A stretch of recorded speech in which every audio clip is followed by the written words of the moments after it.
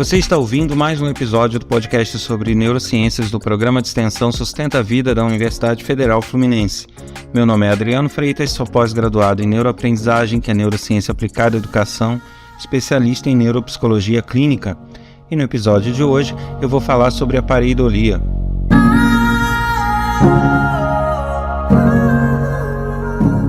Eu gostaria de lembrar que nós temos um fórum de discussões com cada tópico tratado nos podcasts para discussão, troca de opiniões, para que você possa deixar suas experiências, suas impressões e tirar dúvidas também, interagir com outros ouvintes. O endereço é podcast.adrianofreitas.com. E também lembrando que porque a gente completou 50 episódios, o que daria um ano de podcast, a gente está aceitando sugestões de novos temas a serem abordados nos próximos podcasts, e aqueles que contribuírem com esses temas e que forem realmente aproveitados vão ganhar um curso gratuito e livre de neurociências, onde vai aprender nele diversas coisas, diversas técnicas, diversas dicas e diversos conteúdos ligados às neurociências, sempre com esse viés de linguagem e de formato desse podcast. Bastante interativo, com vídeos, reportagens. É bastante bacana o curso e que vai estar disponível gratuitamente para aqueles que colaborarem e escreverem dando suas sugestões de temas para os próximos episódios. Para participar, basta escrever para podcast@sustenta-vida.com.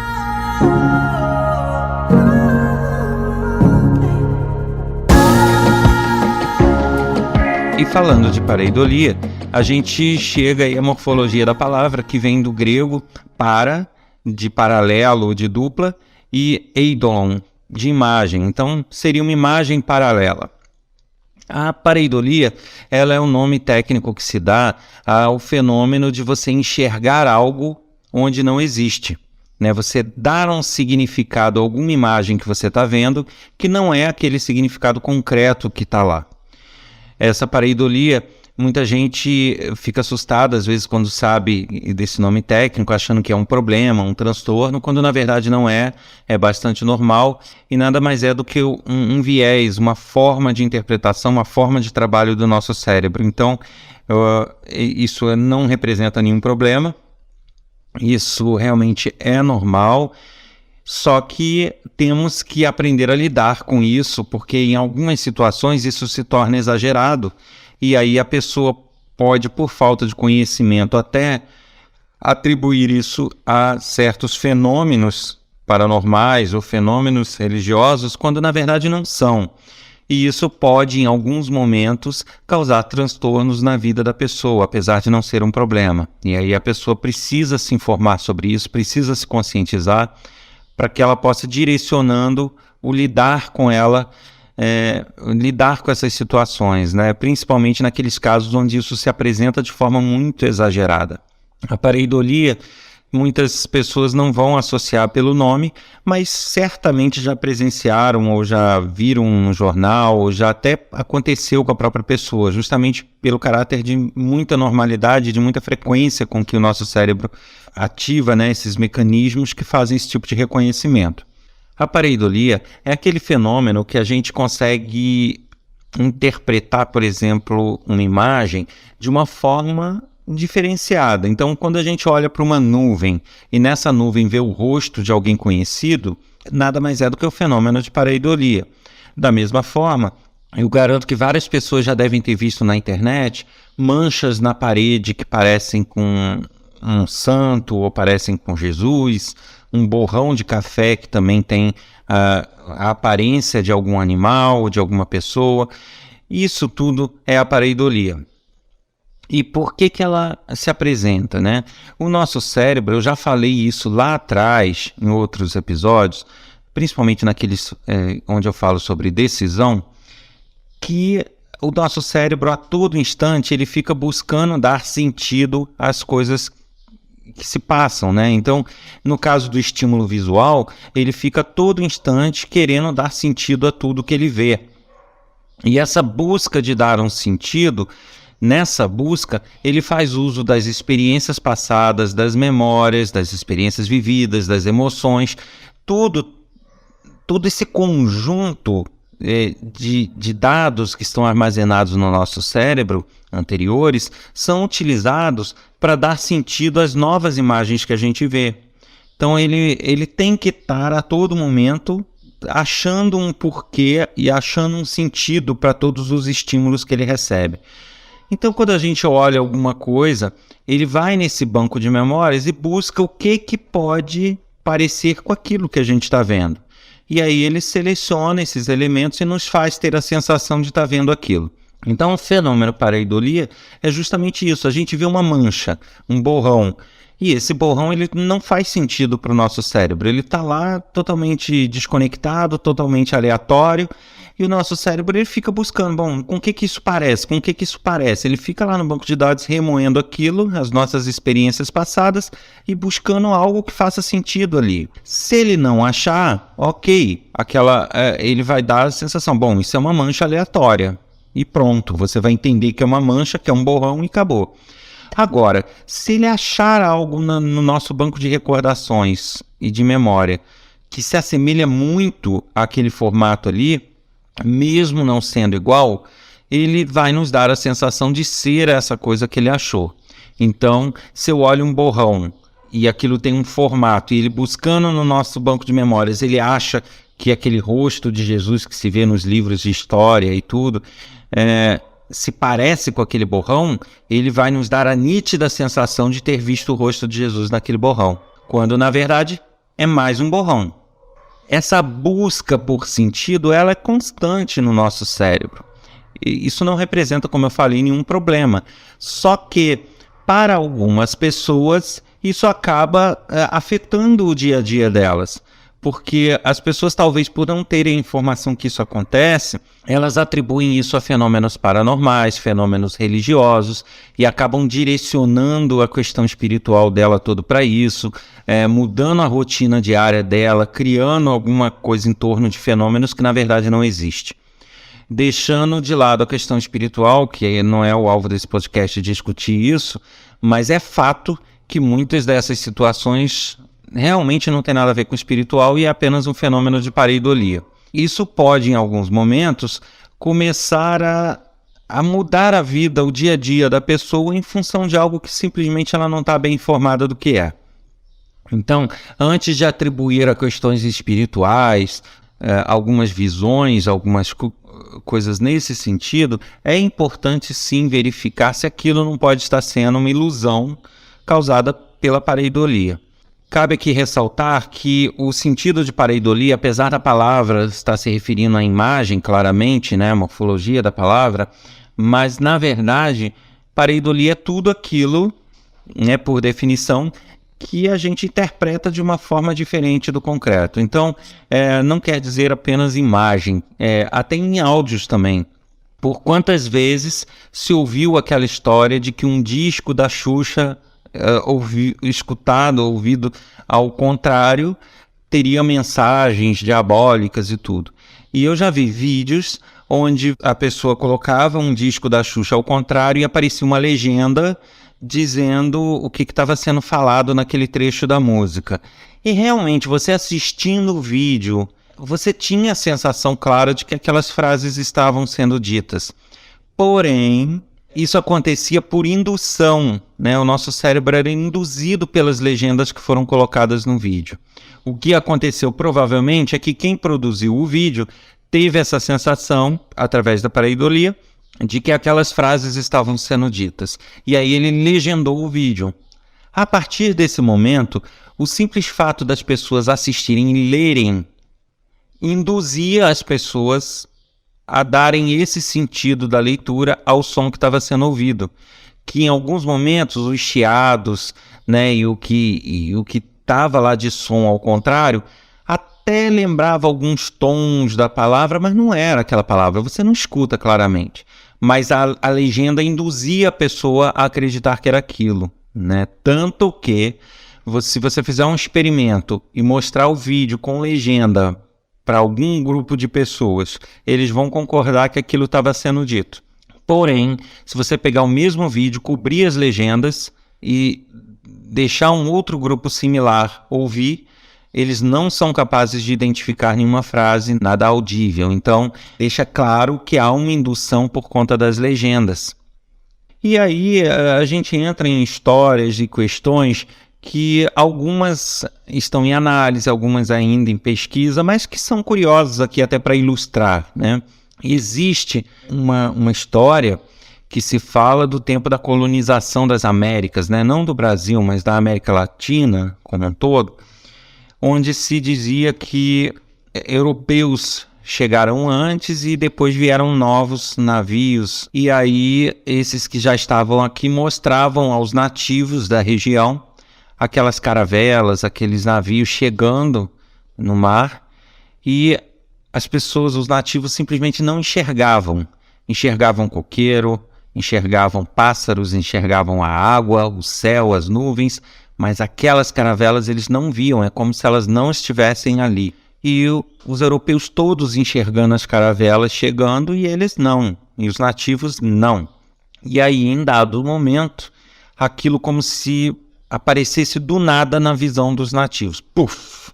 Aí surgia lá a caravela e eles se assustavam, saíam correndo e tal. Ou seja, eles não estavam vendo até um certo momento e a partir desse momento eles passavam a enxergar do nada.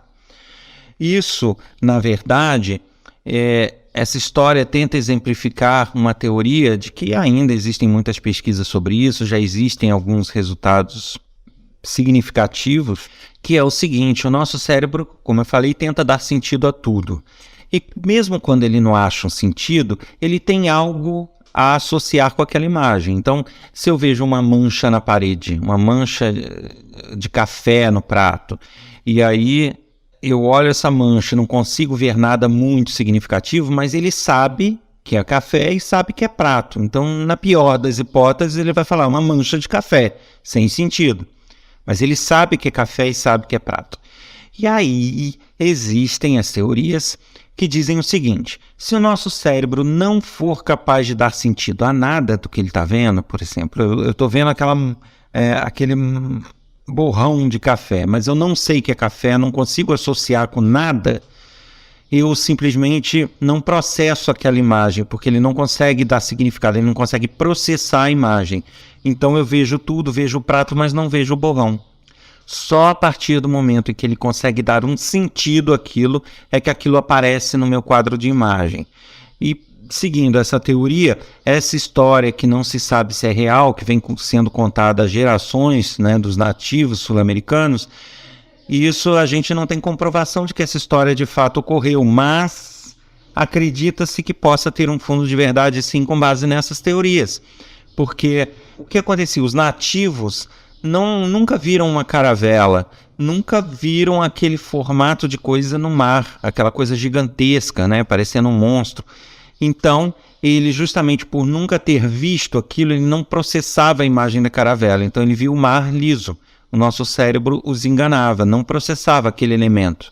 A partir do momento que a caravela chegava próximo a ele, ele podia não dar sentido ao todo da caravela, mas ele conseguia ver tecido, corda, madeira, coisas que mesmo não sabendo da caravela, ele conhecia individualmente aqueles elementos.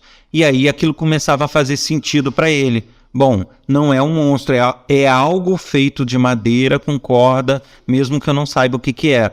E aí isso passava a ser processado e aparecia na visão dele. Então essas histórias, elas demonstram o quanto o nosso cérebro depende desse significado, dessa atribuição de significado a tudo que ele recebe de estímulos. Né? Eu contei essas histórias para ilustrar isso. Então, por mais que eu veja um borrão, por mais que eu ouça um ruído, por mais que eu tenha uma sensação sem sentido, antes de dizer para mim que aquilo é algo aleatório, que é algo que não faz sentido, que é um borrão, que é uma mancha, ele tenta achar algo que se enquadre naquela mancha. E se ele achar, ele vai dar a nítida sensação da gente ver aquilo, ele vai ressaltar essas características. Então, mesmo que as manchas não mostrem o rosto de Jesus perfeitinho, como a gente vê nos livros, mesmo não sendo perfeitinho, a partir do momento que ele identificar alguns traços similares, ele vai ressaltar esses traços para que a gente tenha completa certeza de que é aquilo. E isso é o fenômeno da pareidolia. deixando claro que ele, como eu falei, ele faz uso de memórias passadas, experiências passadas, aprendizados, vivências, sentimentos, uma série de situações, inclusive emocionais.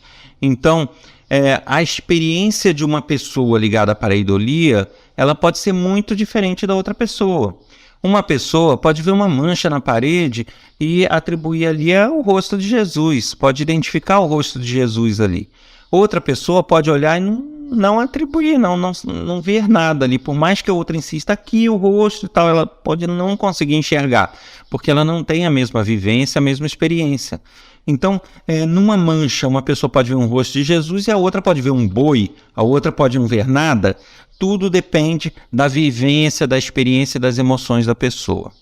O importante nisso tudo é voltar àquele conceito que eu, vez por outra, eu repito. O nosso cérebro, ele busca sempre eficiência, busca atalhos, busca usar coisas passadas para ganhar tempo nas análises futuras, porém isso induz ele a muitos erros. Isso induz a erros de raciocínio, isso induz a erros de pensamento, a erros de análise, a erros de decisão, a diversas situações onde ele pode chegar a análises erradas daquilo que ele está vendo, ou escutando, ou ouvindo. Então é importante ressaltar essas falhas que o nosso cérebro possui. Ele nos engana o tempo todo. Então, antes de acreditar em um fenômeno paranormal, antes de acreditar num fenômeno espiritual, é importante que se analise se realmente não estamos entrando num viés cognitivo ou se não estamos caindo numa má análise, numa má interpretação do nosso cérebro. Vale notar que até as nossas crenças, as nossas vontades interferem. Então, se a gente está vendo alguma coisa que não fez muito sentido, pode até parecer ali um rosto de um anjo, mas não está muito claro ainda. Mas se eu acredito muito na minha espiritualidade, quero ver um anjo ali, isso sim pode interferir, pode nos fazer ainda mais ressaltar esse tipo de coisa. Por isso que, apesar de não ser uma doença, apesar de não ser nada anormal, é importante sim que a gente tenha pé no chão para a gente não descambar para questões de fanatismo religioso ou outras coisas, por uma simples questão de vontade, de querer ver alguma coisa ou de se basear em coisas que a gente leu para ter interpretações erradas do que está ao nosso redor.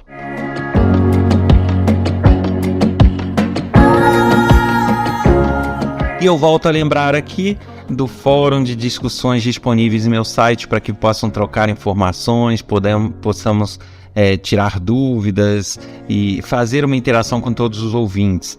E aqueles que quiserem trocar informações, deixar suas experiências, basta acessar podcast@adrianofreitas.com.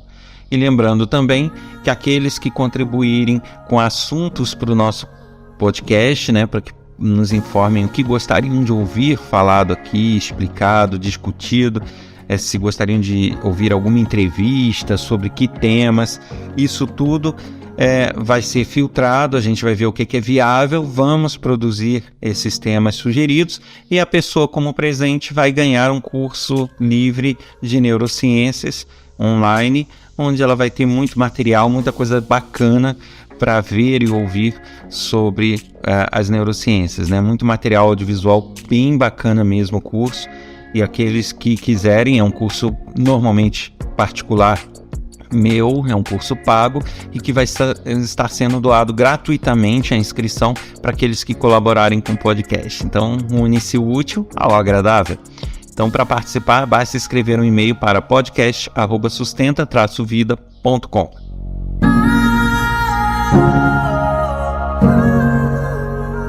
Você ouviu mais um episódio do podcast sobre neurociências do programa de extensão Sustenta a Vida da Universidade Federal Fluminense.